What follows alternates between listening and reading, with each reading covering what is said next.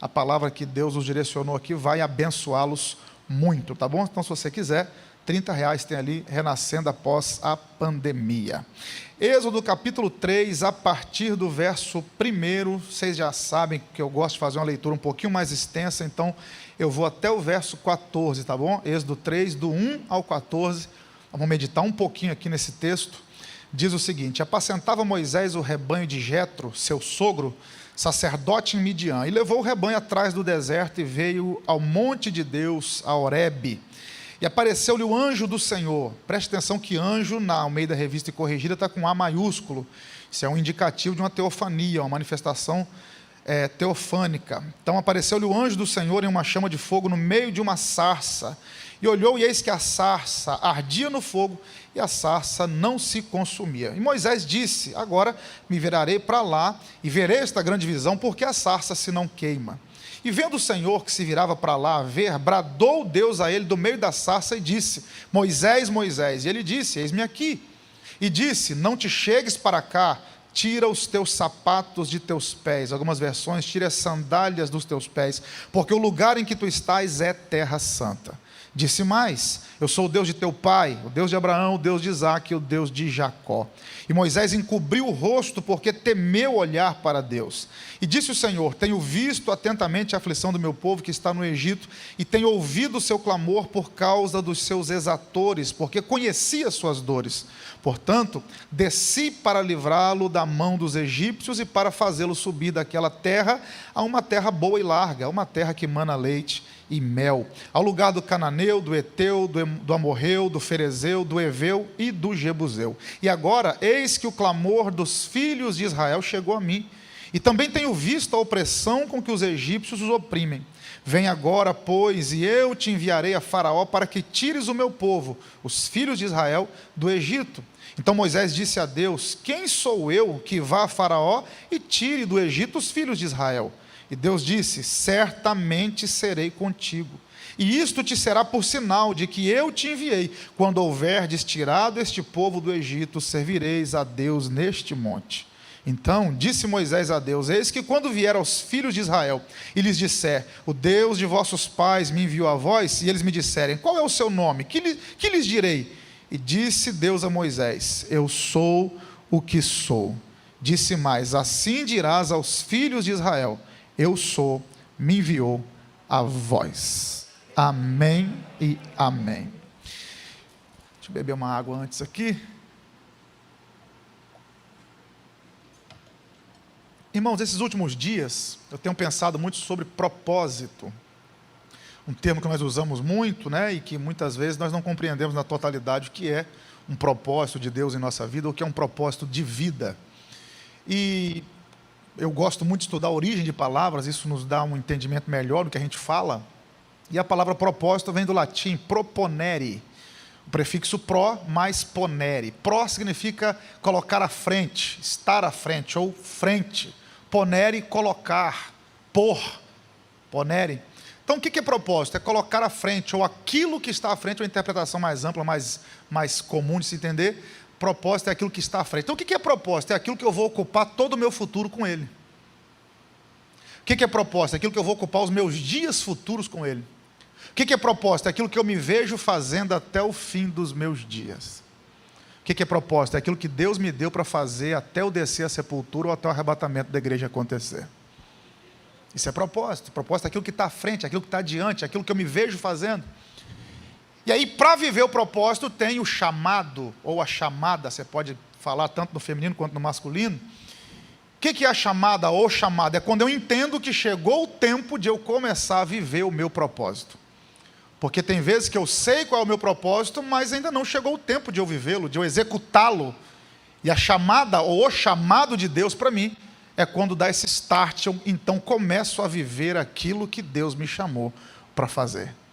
Por que eu estou dizendo isso? Porque aqui em Êxodo 3, o que nós estamos vendo é simplesmente isso, é Deus chamando Moisés para viver o seu propósito. Moisés já tem um propósito desde o seu nascimento, e nós o veremos aqui, mas o fato é que em Êxodo 3, na sarça, que Deus diz: Moisés, de agora em diante, chegou o tempo de você viver o propósito que eu tenho para a sua vida. E o que é para a gente pensar aqui é que Moisés, ao receber essa chamada, ele tem nada menos, nada mais do que 80 anos de idade. Pode trazer aqui. Pode me dar aqui, vaso. Nós estamos em casa. Obrigado. Eu pedi esse papel toalha aqui porque minha rinite está atacada. Vocês não reparem minha falta de educação não, tá, irmão? Com a coriza descendo aqui que incomoda muito. E aí o nariz fica coçando demais. Me perdoe a falta de educação, tá? Deixar aqui, pode deixar que depois eu tiro, tá, varão? O exame deu negativo de Covid. Ninguém vai pegar Covid aqui não, tá? Amém? Então, Moisés aqui vai começar a viver o propósito dele aos 80 anos de idade. É quando Deus o chama para viver o seu propósito. Eu aprendo com Moisés aqui, com a vida de Moisés, que nunca é tarde para começar a viver o meu propósito em Deus. Porque aos 80 anos Deus vai chamar Moisés através dessa sarça. E aí vamos começar a entender qual era o propósito de Moisés. Fiquem tranquilos que eu vou ser rápido. É uma mensagem mais reflexiva. Qual era o propósito de Deus na vida de Moisés? Nós vamos começar a entender isso aqui em Êxodo capítulo 2, se você quiser me acompanhar, o verso 1. Olha o que diz aí, se você gosta de anotar, anote aí do lado, que aqui já é um indicativo do propósito de Moisés, Êxodo capítulo 2, verso 1. Olha o que o texto diz: foi-se um varão da casa de Levi, e casou-se com uma filha de Levi. A mulher concebeu e teve um filho, e vendo que ele era formoso, escondeu por 3 meses. Guarde isso aqui, porque essa informação é importante. Tanto o pai de Moisés, Arão, quanto a mãe de Moisés, Joquebede, ambos eram descendentes de Levi. Que diferença faz isso? Gênesis capítulo 29, verso 34. Levi foi o 3º filho de Jacó com Leia, ou Lia, como você queira. Leia, ao dar a Jacó esse 3º filho, ela coloca um nome profético nele. Ela diz, chamar-se-á Levi, que quer dizer junto, ou aquele que une, ou unir-se-á, ou junto a. Por que ela dá esse nome para o menino?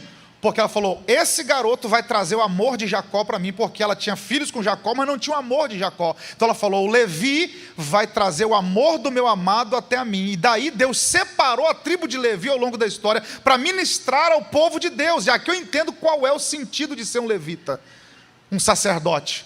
Qual o papel de um levita, de um sacerdote? É unir a noiva ao noivo. É unir o amado à amada. Quando nós estamos aqui no altar ministrando, nosso papel não é separar a igreja do seu noivo, é unir o noivo à noiva.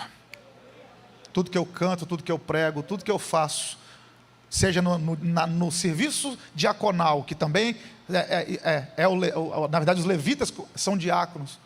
Qualquer trabalho que eu faça em prol do reino de Deus, meu papel é esse, é unir a noiva ao noivo, como Levi veio para unir Jacó a Leia. O que isso tem a ver com Moisés? É que Moisés ele é da tribo de Levi, tanto por parte de pai, quanto por parte de mãe. Então Moisés já nasceu com um propósito. Qual era o propósito de Moisés? Unir o povo a Deus e unir Deus ao povo. Porque o povo está há 400 anos no Egito, sem ouvir a voz de Deus, sem conhecer Deus. E aí Moisés nasce para ser libertador e para unir Israel de novo a Deus e para trazer Deus de novo a Israel. Esse é o propósito de Moisés. E esse propósito que Moisés nasce com ele, a chamada vai acontecer em Êxodo capítulo 3. E aí eu aprendo uma lição aqui, que entre eu ter propósito e Deus me chamar para viver o propósito, existe uma lacuna chamada tempo. E nesse período de tempo os percalços acontecem. As dificuldades acontecem. Não pense que você vai começar a viver o propósito de Deus na sua vida sem que não haja dificuldades que antecedam esse propósito. Até no intuito de te fazer desistir, de te fazer retroceder. Sabe, todas essas intempéries que você tem vivido, talvez sejam momentos que até o inferno pensa que você não vai seguir o seu propósito, mas para a vergonha do diabo, você vai passar por cada adversidade, focado no seu propósito lá na frente.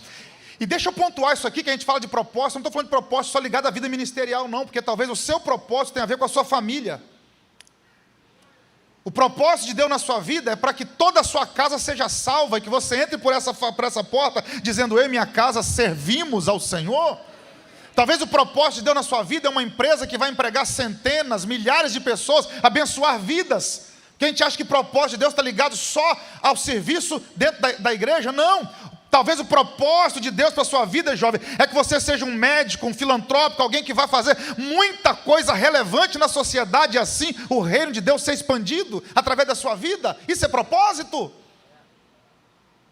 Só que entre nós termos propósito e vivemos o propósito, existem os percalços, e Moisés vai viver isso, e eu preciso adiantar a história, porque você já conhece.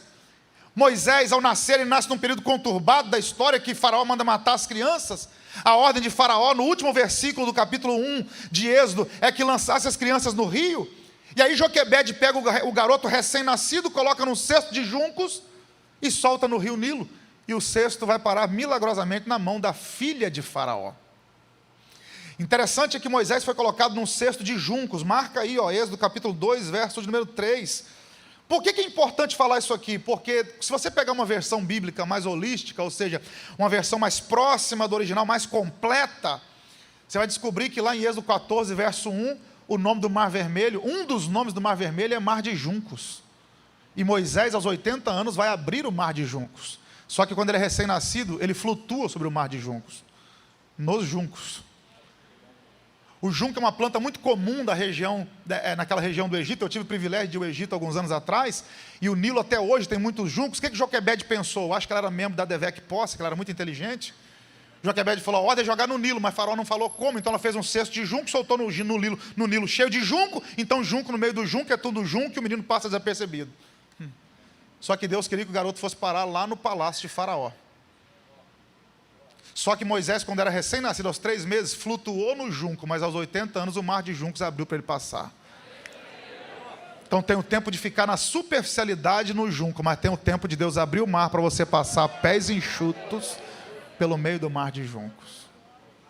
Moisés vai parar na mão da filha de Faraó, todo mundo conhece a história. A mulher enamora-se pelo garoto, apaixona-se pelo garoto, mas é uma Cinte, a princesa, amamentar um escravo, um hebreu. Então ela tem uma ideia brilhante, arruma uma escrava hebreia para amamentar esse garoto.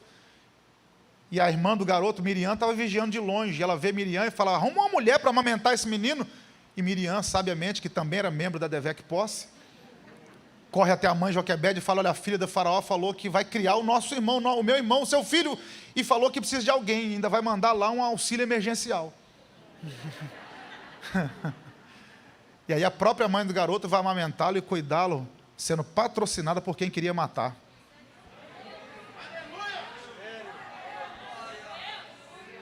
E eles vão financiar o crescimento do Moisés até os 40 anos de idade.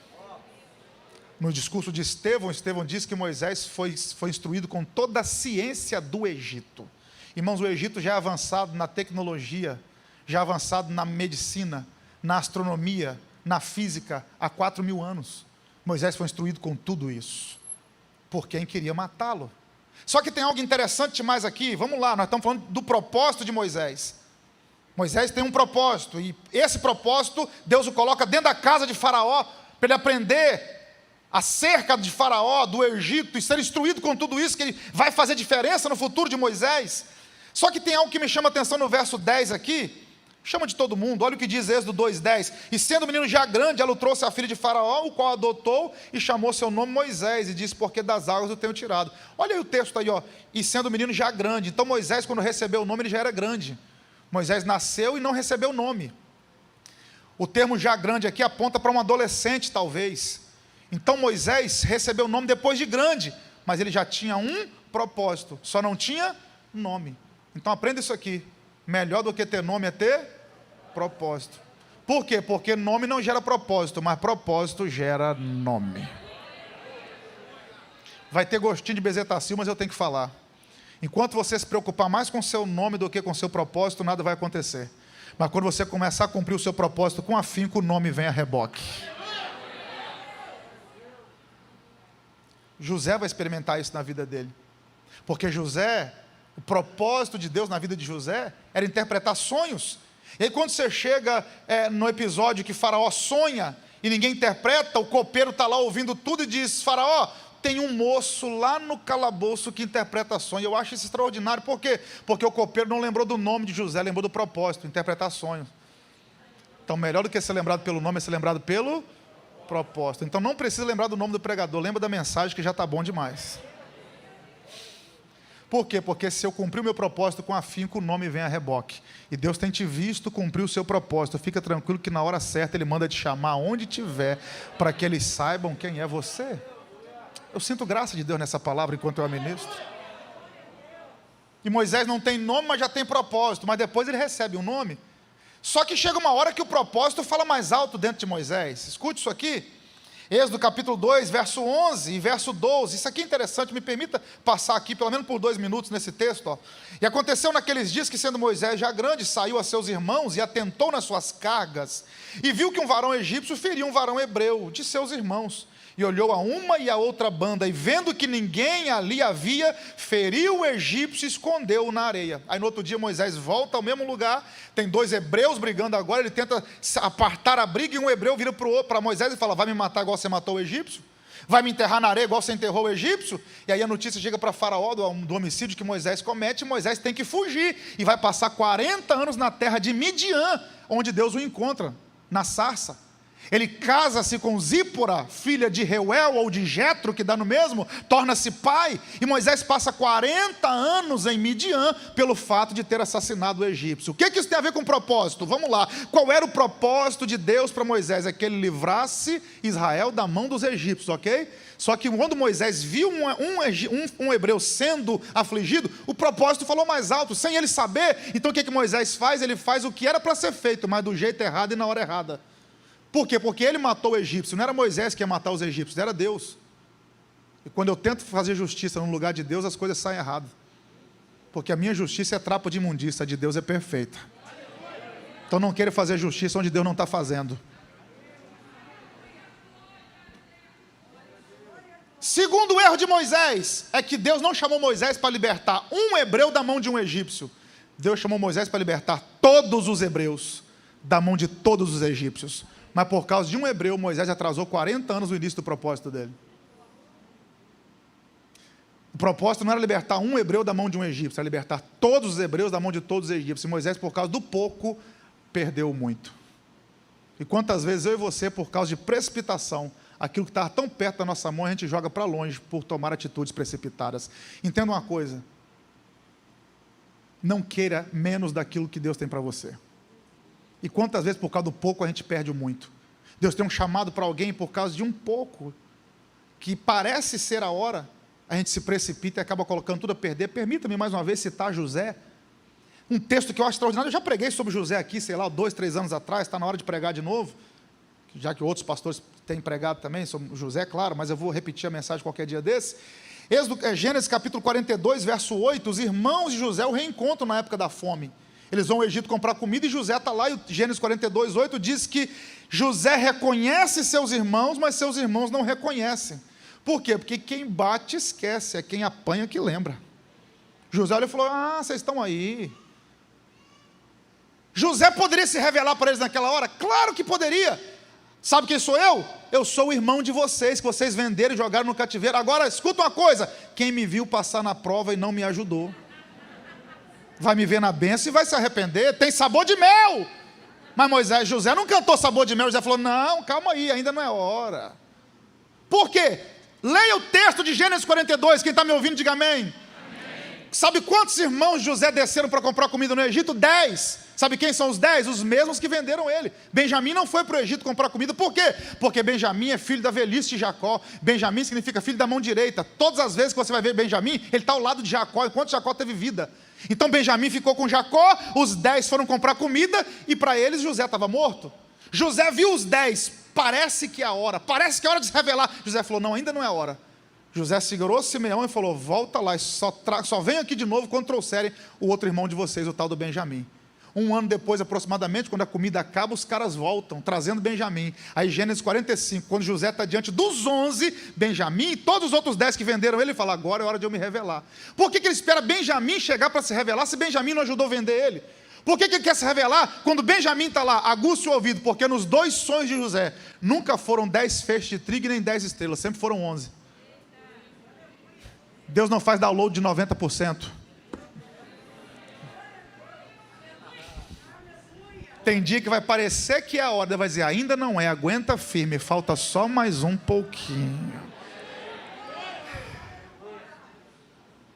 Quando os 11 estavam lá, José falou: agora é hora de eu me apresentar, eu sou José, aquele que vocês venderam.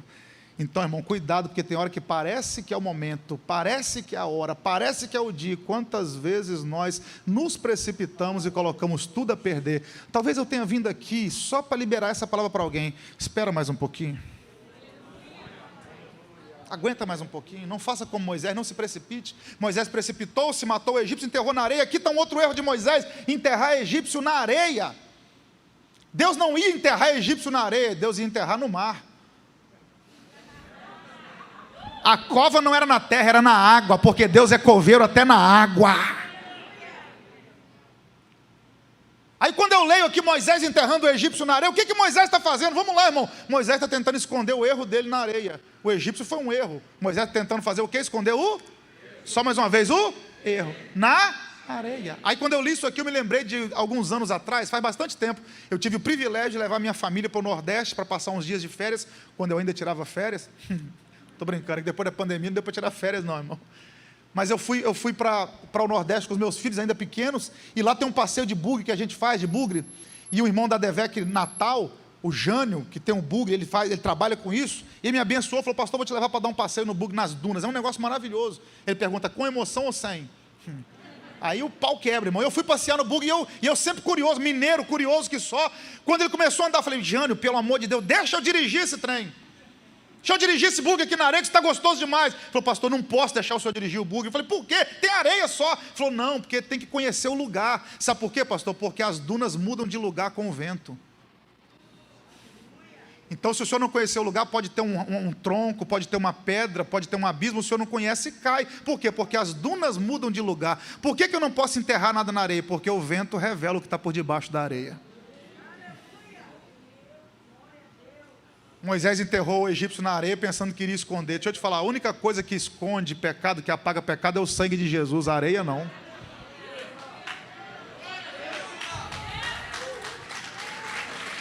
Enquanto eu tentar omitir os meus erros tapando com areia, escute o que eu vou lhe dizer, o tempo não resolve tudo, mas o tempo revela tudo.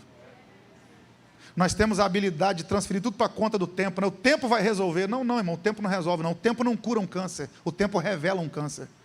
O que cura um câncer é o tratamento que você faz ao longo do tempo. O tempo por si não faz nada. O tempo só revela. O tempo vai passar e vai resolver. Se você não tomar uma atitude para resolver esse negócio, o tempo só vai piorar isso aí. E o tempo passou e o egípcio foi revelado. Resultado, Moisés agora tem que correr e tem que ir para Midian. E vamos lá, olha para onde Moisés vai, para a terra de Midian. Midian significa literalmente aflição. Moisés vai para a terra da aflição por causa de um erro. Ele vai passar 40 anos na terra da aflição por causa disso. Irmão, como eu fui ministrado por Deus quando eu estava estudando isso aqui, esse arroz com feijão para pregar para vocês. Moisés vai ficar 40 anos em terra de aflição por causa de uma precipitação. Agora para pensar, não é para você me responder não. Quantas aflições nós poderíamos ter evitado se não fôssemos precipitados? Vocês estão aí? Quantas aflições eu entrei nelas por conta da minha precipitação, por achar que era a hora e ainda não era. E agora Moisés vai passar 40 anos na terra da aflição, apacentando a ovelha que não era dele. Eu não vou nem entrar nisso aqui, que as ovelhas não eram dele, mas o fato é que um belo dia ele está lá atrás do deserto, verso 1, no ermo, irmão, no ermo, atrás do deserto. Aí o verso 1, deixa eu pontuar isso aqui, o texto diz que é o monte de Deus, Horebe. Por que atrela-se o nome de Deus a Horebe? Porque Deus vai manifestar-se lá, mas essa é a primeira manifestação de Deus no Horebe, e o texto foi escrito depois. Então, para trazer uma referência, Moisés colocou aqui, mas o monte ainda não era conhecido como monte de Deus, vai tornar-se conhecido depois que Deus aparece para Moisés. Então, o escritor está citando o monte de Deus aqui, mas o monte em Midian não era associado a Deus, porque Midian é uma terra idólatra, cultuavam-se outros deuses em Midian, não o Deus de Israel. E Moisés está há 40 anos na terra da aflição, e de repente ele está apacentando as ovelhas atrás do deserto, no ermo. Irmão, se o deserto já é tenso, imagina atrás dele. É lá que Moisés está, atrás do deserto de Midian.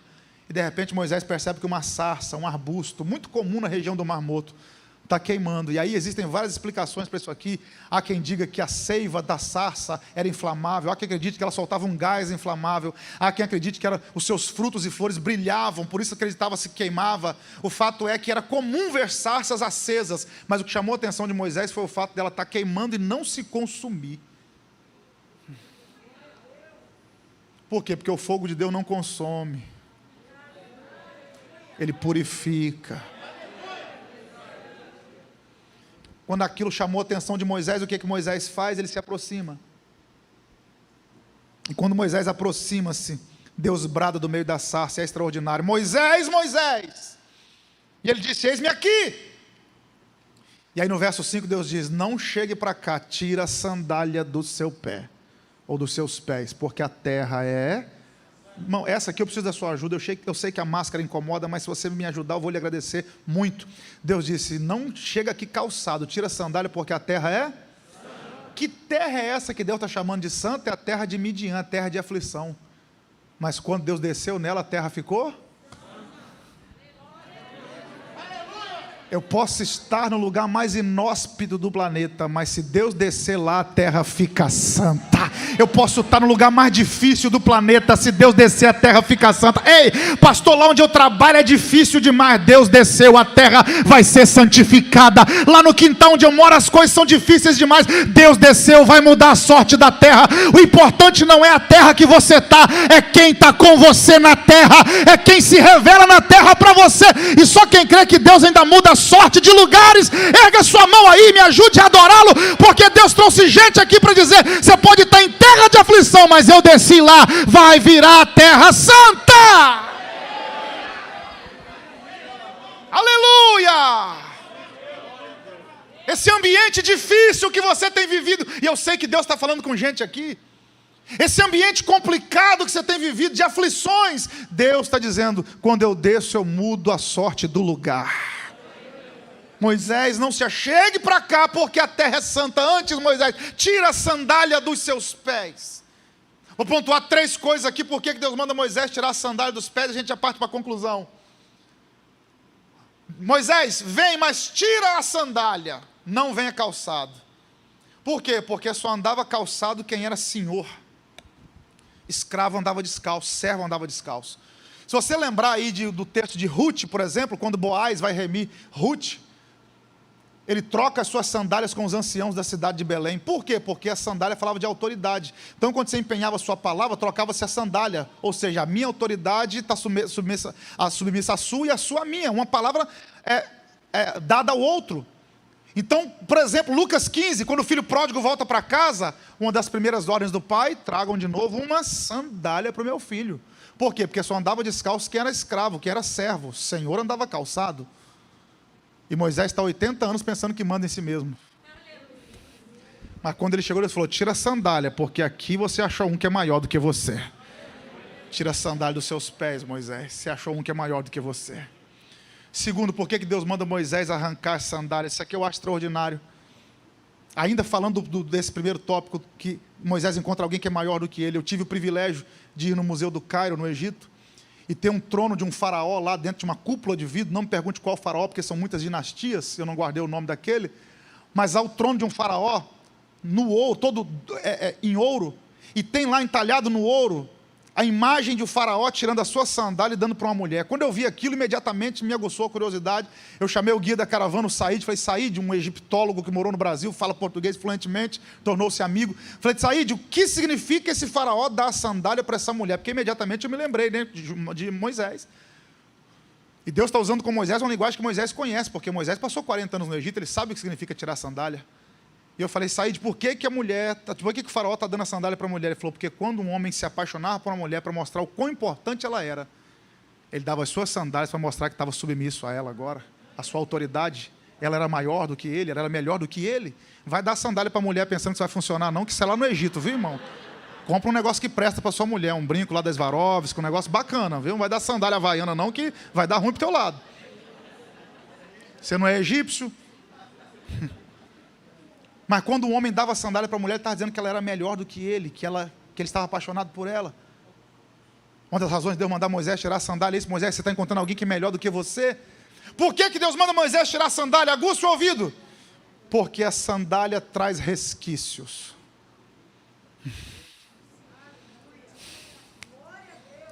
Guarde isso aqui. Por que Deus diz: Moisés, tira a sandália? Porque a sandália traz resquícios. Quando a mulher arruma a casa, a empregada da sua casa, a secretária do lar, seja quem for, entra calçado para você ver a luta que você vai arrumar. Por quê? Porque todo calçado traz na sua sola resquícios do lugar onde esteve. Moisés está andando em terra de aflição, mas quando vai entrar na terra que é santa, Deus fala: tira a sandália, porque na minha presença não entra resquício do passado.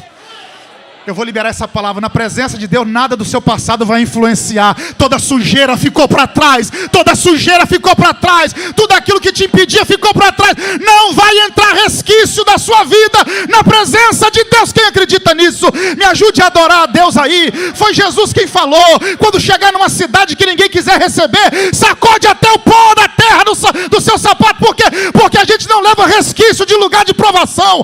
A gente não leva resquício de lugar de aflição. Ei, Deus está dizendo, está chegando a hora de você viver um novo tempo e nada de resquício na sua caminhada.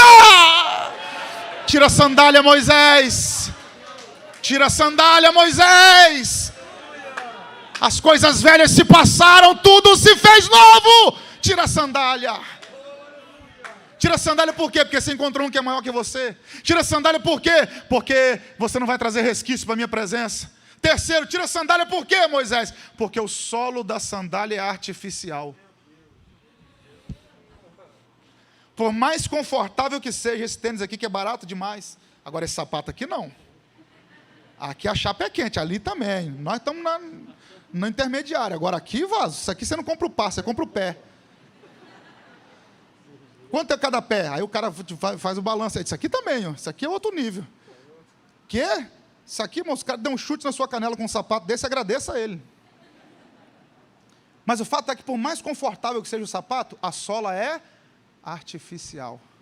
E na presença de Deus, nenhuma artificialidade funciona. Deus não quer pregadores artificiais. Deus não quer cantores artificiais. Deus não quer obreiro artificial. Deus não quer crente artificial. Deus quer gente natural, que é o que é, na presença do eu sou o que sou. Deus quer gente que não ande na artificialidade. Por que tira a sandália, Moisés? Vamos lá, porque tem 3 solas aqui em jogo. Uau. Tem 3 solas em jogo. Quais as solas? A sola do pé, a sola do sapato e o solo da terra. Tem 3 solos em jogo: a sola do pé, a sola do sapato e o solo da terra. O solo do sapato, que é artificial, impede o solo do pé, a sola do pé de tocar no solo da terra. Agora a pergunta, de qual solo que a gente veio? Da terra. Então quando a gente anda muito calçado, a gente esquece de onde veio e para onde a gente vai. Aí a arrogância começa a entrar no coração. Aí de vez em quando Deus diz, tira a sandália e lembra de onde você veio, para onde você vai, que você não vai levar nada. Lembra que você é do pó da terra, é para lá que você vai voltar. Tira a sandália para você lembrar de onde você é, para você lembrar da sua origem, Moisés. Tira a sandália.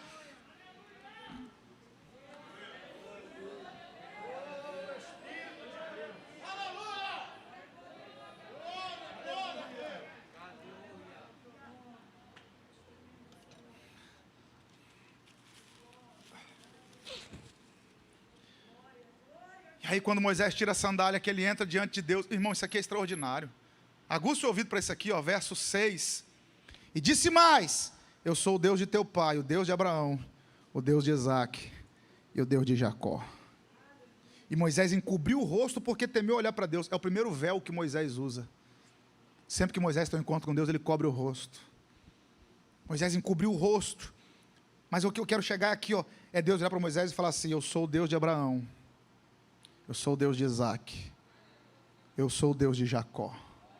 Não tem lógica Deus chamar a si mesmo de Deus de Jacó. Por quê? Porque em Gênesis 32, Deus mudou o nome de Jacó. Como é que Deus vai falar com Moisés, citando um nome que ele já tinha mudado? Se Deus mudou o nome, era para ele dizer, sou Deus de Abraão, sou Deus de Isaque, sou Deus de Israel. Mas ele disse, sou Deus de Abraão, sou Deus de Isaque, sou Deus de Jacó, de Jacó. Detalhe, dessa tríade patriarcal, Abraão teve o nome mudado, Jacó teve o nome mudado. Abraão era Abrão, Israel era Jacó. O único da tríade patriarcal que não teve o nome mudado foi Isaque.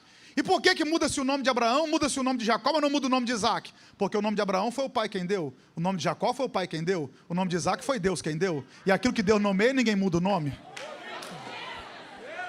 Se foi Deus que deu o seu nome, calúnia não suja seu nome, fofoca não suja seu nome, perseguição não muda seu nome. Por quê? Porque foi Deus quem deu o nome. Mas Deus muda o nome de Jacó e para Moisés ele fala, eu sou o Deus de Jacó. Por que Deus chama-se por nome de Jacó? Eu sou o Deus de Jacó. Guarde isso. É porque ele está falando com um homicida. Deus está falando com um fugitivo. Imagina um homem que passou 40 anos no palácio, agora está há 40 anos como fugitivo, como homicida no deserto. As mazelas na alma desse homem. É Moody, foi o grande pregador Moody quem disse que Moisés passou 40 anos pensando que era alguém. Depois passou mais 40 anos pensando que não era ninguém. E passou os últimos 40 anos descobrindo o que Deus pode fazer com ninguém. Moisés viveu 120 anos, 3 fases de 40. Eu estou chegando nos 40 daqui 2 anos. Espero que mude a fase. Mas por que Deus está falando como Deus de Jacó? Porque Moisés está vindo cheio de mazela, é um homicida. Moisés é cheio de... Quando Deus fala com ele, ele fala: quem sou eu para libertar o povo? Quem sou eu? Porque Moisés está cheio de problemas internos. Moisés está cheio de traumas, cheio de coisa a resolver. Porque Moisés não teve uma vida certa. Moisés é homicida, é fugitivo. Deus fala: eu sou o Deus de Abraão. Eu sou o Deus de Isaac. Mas calma, Moisés, porque eu também sou o Deus de Jacó. O que é ser o Deus de Abraão? Eu sou o Deus dos homens que vivem pela fé. Eu sou o Deus dos homens que não tem medo de romper um deserto sem saber para onde vão. É o Deus de Abraão. O Deus de Abraão, eu sou o Deus dos homens que não tem medo de levar o filho para o Moriá. O Deus de Abraão é o Deus dos homens que não tem medo de levantar o cutelo para fazer o melhor para Deus. Eu sou o Deus de Abraão, é os homens que têm fé, os homens que vivem pela fé, os homens que têm uma vida íntegra como Abraão teve. Eu sou o Deus de Abraão. Mas eu também sou o Deus de Isaac. Quem é o Deus de Isaac? É o Deus dos homens que não desistem de cavar poços. É o Deus dos homens que não desiste de deitar no altar quando o cutelo... E Abraão viu o cutelo de cima para baixo. Isaac viu o cutelo de baixo para cima. Eu sou o Deus de Isaac. Mas eu também sou o Deus de Jacó. Sou o Deus dos que enganaram, sou o Deus dos que mentiram, sou o Deus dos que eram 7-1, sou o Deus dos que eram bêbados, sou o Deus dos que eram drogados, eu sou o Deus dos que eram prostitutos, eu sou o Deus dos que não tinham nada, eu sou o Deus dos que andavam na sarjeta, mas eu mudei a história deles. Eu sou o Deus de Jacó. E Moisés, se eu mudei a história de Jacó, eu vou mudar a sua também. Moisés, eu sou o Deus de Jacó. Quem pode adorar esse Deus de Jacó aqui essa noite? O Deus de Jacó é o nosso refúgio, o Deus de Jacó é a nossa fortaleza. Por que eu estou dizendo isso aqui? Porque tem gente entre nós aqui que sempre teve uma vida ilibada, gente que nasceu no Evangelho, ou talvez teve uma vida justa a vida inteira, mas tem gente aqui que traz consigo traumas de coisas erradas que fizeram.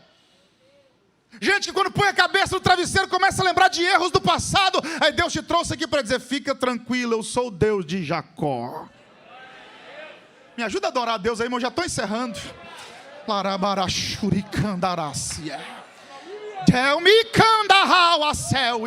Não deixa o diabo incutir na sua mente que não tem jeito para você. Não deixa o diabo setar seu coração dizendo que está tudo acabado. Ei, o Deus de Jacó está aqui na posse essa noite. O Deus de Jacó está aqui para mudar a história. Quem crê que o Deus de Jacó está aqui? Quem crê que o Deus de Jacó está aqui? Ergue a mão, tira alguns segundos para adorá-lo. O nosso Deus também é o Deus de Jacó.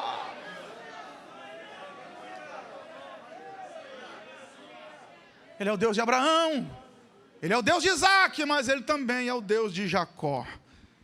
E aí Deus vira para ele e fala assim: Moisés, eu tenho visto atentamente a aflição do meu povo, verso 7, que está no Egito. Tenho ouvido o seu clamor, porque conheço, por causa dos seus exatores, porque conheci as suas dores. Guarda esses 3 verbos aí, ó. Tenho visto, tenho ouvido e conheci. Ver, ouvir e conhecer.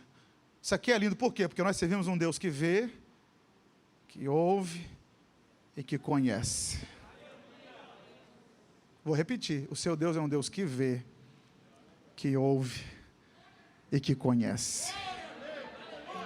Ele vê o que ninguém vê, Ele ouve o que ninguém ouve, Ele conhece o que ninguém conhece. Não, vou melhorar ainda mais, por glória a Deus, sair com vontade.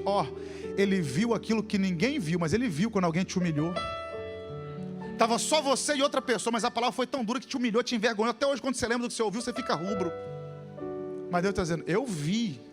Não tinha ninguém na cena, mas eu estava lá, eu vi. Ninguém ouviu aquele áudio que chegou no zap, foi só você que colocou para ouvir. Aquilo doeu tanto no seu coração, porque de onde veio, quem falou, tem relevância na sua vida. Mas Deus está dizendo: eu ouvi o que falaram. Vou melhorar: você não estava na reunião quando falaram, mas Deus estava lá e viu, porque Ele participa de reuniões que você não participa. Deus está dizendo: além de eu ver e além de eu ouvir, eu também conheço. Como é que Deus conhece? Olha o verso 16. Se você tiver com sua Bíblia aí e quiser marcar, faz uma setinha do verso 7 até o 16, para você entender o significado do texto. Olha o que diz o verso 16. Vai e ajunta os anciãos de Israel e diz-lhes: o Senhor, o Deus de vossos pais, o Deus de Abraão, de Isaque e de Jacó, me apareceu dizendo: certamente vos tenho visitado e visto o que vos é feito no Egito. Pega esse final do texto aí, ó. Certamente vos tenho visitado. Me ajuda, sem querer ser chato. Vos tenho o quê? Visitado. E visto o que vos é feito no Egito. Olha isso aqui. Deus está falando: eu visitei vocês no Egito e vi o que estavam fazendo. O povo está lá amassando barro, sendo chicoteado, sendo humilhado, afrontado. E Deus conhecendo a aflição do povo. Sabe que eu pesquisei esse texto em várias versões. O sentido é sempre o mesmo. É Deus estando no meio dos cativos. Eles não percebem, mas Deus está no meio deles na aflição. Porque tem dia que Deus nos visita na nossa dor e a gente que não percebe, mas Ele está lá. Ele está dizendo: sabe por que eu conheço? Porque eu estava lá, eu vi quando estava sendo afligido. Quer ver? Deus ouviu, Deus estava lá na cozinha da sua casa quando aquele problema aconteceu. Deus estava no seu quarto conjugal e viu o que aconteceu. Deus conheceu. Estava só você no carro, né? Você pensa que estava só você. Ele estava lá. E Ele ouviu o que você falou. Ele conheceu a sua aflição. Ele é Deus que vê. Ele é Deus que ouve. Ele é Deus que conhece. Moisés, e por causa disso, vai lá libertar o meu povo. Aí Moisés vira para Deus no verso 11 e fala: quem sou eu para ir a Faraó e dizer que eu vou vir libertar o povo? Quem sou eu? Verso 12, Deus responde: certamente eu serei contigo. Não tem lógica. A pergunta de Moisés é uma pergunta: quem sou eu? A resposta de Deus: eu serei contigo. Deus podia dizer quem Moisés era? Claro que podia. Deus conhece Moisés desde o ventre. Moisés, você é um homicida, você é um fujão, você é um monte de coisa. Mas Deus não fala o que Moisés é. Deus garante a presença dele. Quem sou eu para ir? Moisés, eu serei contigo. Então, irmão, não importa quem você é, importa se Deus está contigo. Porque você tem as suas limitações e Deus te chamou por causa delas. Deus te chamou porque Ele sabe que você é limitado. Deus não te chamou porque você é santo. Ele te chamou para te santificar. Deus não te chamou porque você é perfeito. Ele te chamou para te aperfeiçoar. Então Ele está dizendo: olha, eu serei contigo. Quem sou eu para fazer esse negócio? Não importa quem você é, as suas debilidades. O importante é que eu sou contigo. Isso que é importante, Moisés, é que eu serei contigo. Eu vou com você, você não vai sozinho. E aí Moisés vira para Deus, a gente vai encerrar aqui agora. E Moisés diz assim: então, Senhor, quando eu chegar lá, que os filhos de Israel vierem a mim, ou que eu for a eles no caso, e dizer a eles, o Deus de vossos pais apareceu para mim, eles não vão acreditar. Então me faz um favor, Deus. Qual é o seu nome? O que eu vou dizer para o povo? Porque vão perguntar qual é o seu nome. E por que Moisés tem preocupação em saber o nome de Deus? Porque uma das coisas mais importantes que nós trazemos conosco é o nome. Primeira coisa que o ser humano aprende é o nome. Fica a dica. Quer criar empatia em qualquer lugar que você está? Quer ser alguém empático? Não antipático. Quer criar empatia? Cite o nome da pessoa. Você chega num ambiente, a pessoa está usando um crachá, leia o nome. Aquele crachá não está lá à toa não, é para identificar mesmo. Fulano de tal, Beltrano. Vai chamar a atenção da pessoa imediatamente. Por quê? Porque a primeira coisa que a pessoa aprendeu foi o nome. É por isso que Deus nunca nos chama pelo apelido. Ele nos chama pelo... Eu gosto da área de comunicação, sempre gostei, embora seja tímido. Então nos aeroportos, rodoviários, onde eu vou, eu sempre pergunto o nome das pessoas. Começa um diálogo: seu nome, por gentileza. E começa a chamar a pessoa pelo nome. Isso cria mais intimidade, mais confiança, mais fácil evangelizar alguém sabendo o nome dela. E Moisés quer saber: Deus, qual o seu nome? Eu quero saber o nome do Senhor para eu falar. E Deus disse: quer saber meu nome, Moisés? Você quer saber meu nome? Sim, por favor, qual o seu nome? Porque quando perguntaram quem é o Senhor, o que eu vou dizer? Qual o seu nome? Escreve aí, Moisés. Guarda aí, na verdade, grava meu nome aí. R-E, Asher, R-E. Eu sou o que sou. Moisés, você é resultado do que você foi, e vai ser resultado do que você é. Eu não, eu sou o que sou. Eu não sou o que fui, e nem serei o que sou. Eu sou o que sou. Eu sou imutável e eterno. Não entendi, pastor, vou melhorar. Moisés, algumas traduções: eu sou o que você quiser que eu seja. Eu sou o que você precisar que eu seja. Se você tiver com sede, eu sou a água. Se tiver com fome, eu sou o pão. Se tiver com frio, eu sou o calor, eu sou o fogo. Se tiver no pasto, eu sou o bom pastor. Se você for o ramo, eu sou a videira. Se tiver morto, eu sou a ressurreição e a vida. Se tiver no começo, eu sou o alfa. Se tiver no fim, eu sou o ômega. Se você for servo, eu sou o rei dos reis e Senhor dos Moisés, eu sou o que você precisar que eu seja. Quem crê que essa noite é profética, levante a mão para receber. Deus sabe da tua necessidade, e Deus te trouxe aqui para dizer: eu não tenho a resposta para a sua vida, eu sou a resposta da sua vida.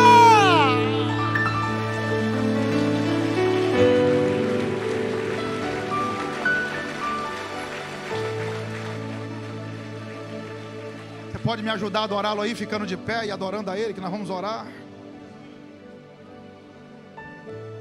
Aleluia, aleluia. Isso, adore a Deus aí, irmão, porque Deus trouxe gente aqui para dizer: eu sou o que você precisar que eu seja. Pastor, estou precisando de cura, Ele é a cura. Estou precisando de provisão, eu sou o provedor. Eu estou na guerra, eu sou o Senhor dos exércitos. Eu sou o que você precisar que eu seja. E por que Deus se manifesta assim, meu amigo Fernando? Ele está dizendo: porque eu sei que para você cumprir o seu propósito, você vai precisar que eu me revele de muitas formas. Então, na hora que você precisar, do jeito que você precisar, eu sou o que sou. Isaías 43:13. Antes que houvesse dia, eu sou. Você está preocupado com o dia da consulta? E Deus está dizendo: antes que houvesse dia, eu sou. Está preocupado com o dia da audiência? Ele está dizendo: antes que houvesse dia, eu sou. O eu sou o que sou vai te ajudar a cumprir o seu propósito, porque foi Ele que te deu esse propósito. Eu vou orar com você. Senhor, em nome de Jesus, nós oramos agora. Senhor, sabemos aqui que o Senhor tem um propósito para cada um de nós. E muitas vezes, Pai, antecedendo o propósito, provações, angústias, crises, sempre vêm, no intuito até de nos fazer parar, retroceder. Mas hoje o Senhor revela-se a muitos aqui dizendo: eu sou o que sou. Gente aqui com necessidades extremas, gente aqui com necessidades urgentes, e o Senhor está dizendo: eu sou a resposta. Eu não tenho, eu sou a resposta para o seu problema. Pai, revela-te nessa casa, nessa família, como eu sou, aquele que provê, aquele que pode todas as coisas. O eu sou. Eu concordo que haverá um novo tempo, um tempo de cumprimento de propósito, porque Tu és o nosso eu sou. Eu concordo com essa palavra, Pai. Eu a declaro profética, no precioso e no poderoso nome de Jesus. Que necessidades sejam supridas aqui. Que nos próximos dias de culto, ofertas de gratidão cheguem nesse altar, de crentes que receberam milagre essa noite. Porque o eu sou manifestou-se na vida deles. Porque o eu sou visitou a casa deles. Porque o eu sou visitou a terra da aflição. Porque o eu sou santificou a terra e disse: tira a sandália, porque é um tempo de uma nova caminhada. Eu sou o que sou.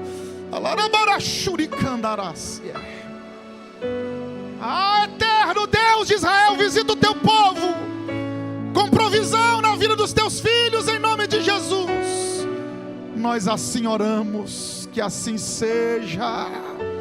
Amém, amém. Você pode dizer amém aí? Sela essa palavra, diga amém. Agora com todo carinho e respeito, respeitando aí o distanciamento e o querer do irmão, mas libera essa palavra para uns 4, sem encostar nele e falar assim: ó, o eu sou está contigo. Diga aí: o eu sou está contigo. O eu sou está contigo, fica tranquilo, o eu sou está contigo. Agora olha só, quem sabe haja gente aqui que o propósito está parado. Semelhante a Moisés, dificuldades te fizeram até desistir do propósito. Você está distante do Evangelho. Você conhece tudo que eu preguei aqui. Quem sabe se o microfone estivesse na sua mão, você falaria com muito mais propriedade do que eu falei, porque você conhece tudo. Você só está afastado do Evangelho. Você está longe da comunhão com o Pai. Talvez você faça parte de um outro grupo, qual você nunca tomou a decisão de aceitar Jesus. Já esteve entre nós, mas nunca tomou a decisão de aceitar Jesus. Mas hoje Deus te trouxe para fazer isso. Quem sabe você já esteve entre nós, só não se batizou. Filho de crente, a avó te trazia, o avô, um vizinho, alguém. Você esteve entre nós por algum tempo. Um dia você levantou sua mão, aceitou Jesus, mas não se batizou. Mas você está afastado hoje. Então quem sabe, hoje é dia de você retomar. Quem sabe não, hoje é o dia de você retomar o seu propósito, deixando a sandália para trás e entrando descalço na presença de Deus hoje, como servo, dizendo: Senhor, eu vim aqui para me submeter à sua vontade. Sabe o que eu acho lindo aqui, que eu não citei, mas eu acho lindo? É que Moisés estava no palácio, mas não era egípcio. Estava entre os hebreus, mas não era escravo. Estava em Midian e não era midianita. Moisés só se encontrou na vida depois que encontrou Deus na sarça. Porque enquanto eu não cumprir meu propósito, eu nunca vou me achar na vida. Está no palácio, mas não é egípcio. Está entre os escravos, é hebreu, mas não é escravo. Está em Midian, mas não é midianita. Mas quando encontrou com Deus, agora eu sou libertador. Você só vai se achar na vida quando você cumprir o seu propósito. Cadê você que quer voltar para Jesus hoje? Ou você que quer pela primeira vez reconhecer: não, pastor, nunca reconheci. Hoje eu quero reconhecer que eu quero Jesus como meu Salvador. Eu quero orar por você. O que eu tenho que fazer, pastor? Só você sair do seu lugar e vir aqui à frente, nós vamos orar por você. Você quer voltar para Jesus agora? Quer tomar essa decisão? Deixa eu orar por você. Sai do seu lugar, vem aqui, nós vamos orar por você. Venha, resiste não. Quando Moisés ouviu a voz de Deus na sarça, imediatamente ele disse: eis-me aqui, Senhor. E Deus está te chamando hoje. Ele está dizendo: é dia de você se reconciliar, de você voltar. É tempo de você começar a viver o seu propósito. Mas para isso você tem que estar reconciliado com Deus. Para isso você tem que ter aliança com Deus. Cadê você? Você que quer voltar para a casa do Pai, ou você que nunca tomou essa decisão, mas hoje quer tomá-la. Deixa eu orar por você. Sai do seu lugar, venha correndo, em nome de Jesus. Venha depressa. Venha depressa. É tempo de você se reconciliar. É tempo de você voltar para Deus. O Deus de Abraão, o Deus de Isaac, o Deus de Jacó. Pastor, mas eu tenho tanta coisa para resolver. Não é assim que funciona, não. Primeiro eu vou resolver e depois vem. Tem coisa que você nunca vai resolver sozinho. Então você vem do jeito que está e Deus te ajuda a resolver o que você não pode. Não é resolver para vir, é vir do jeito que está, que aí Deus te ajuda a resolver o que você não pode. Eu quero orar por você. Você sabe que você tinha que estar aqui à frente. Venha que eu vou orar por você. A oportunidade está aberta. Você não pode voltar para casa do mesmo jeito, mas não pode mesmo. Que o Senhor me livre disso, que o Senhor me guarde de algum dia estar longe da presença dEle. Mas se eu estivesse, com certeza hoje era um dia que eu estaria aqui nesse altar. Porque entender que Deus tem um propósito para mim, eu não posso fugir dele. Porque eu não vou me achar enquanto eu não cumprir meu propósito. Eu quero orar por você. Sai do seu lugar e venha. Eu vou orar por você com todo carinho. Mas não volta para casa do mesmo jeito não. Você sabe que Deus falou contigo. Ele vê, Ele ouve e Ele conhece. Eu vou repetir. Ele vê, Ele ouve e Ele conhece. Ele te conhece muito bem. Só o fato de você estar relutando para vir ou não já é um sinal que Deus falou contigo. O problema é quando a palavra nem faz mais efeito, que a pessoa ouve e fala: não é para mim mesmo. Agora se você está aí titubeando, pensando: vou, não vou, porque você sabe que Deus falou contigo, a palavra está fazendo efeito aí. Vou repetir porque eu sei que Deus está falando contigo de novo. Ele vê, Ele ouve e Ele conhece. Ele te vê, Ele te ouve e Ele te conhece. Vem que eu vou orar por você. Preciso muito devolver o microfone por causa da nossa hora, mas se você quiser, até o final desse culto, você ainda pode vir aqui, nós vamos orar por você. Infelizmente eu não posso te garantir uma nova oportunidade, é só agora, porque eu não sei o que o futuro nos reserva. Mas se você quiser, ainda dá tempo. No mais, o meu desejo é que Deus te dê uma outra oportunidade. E aos irmãos daqui, até revê-los, que Deus os abençoe. Deus abençoe sua casa, sua família de maneira poderosa, rica e abundante, em nome de Jesus.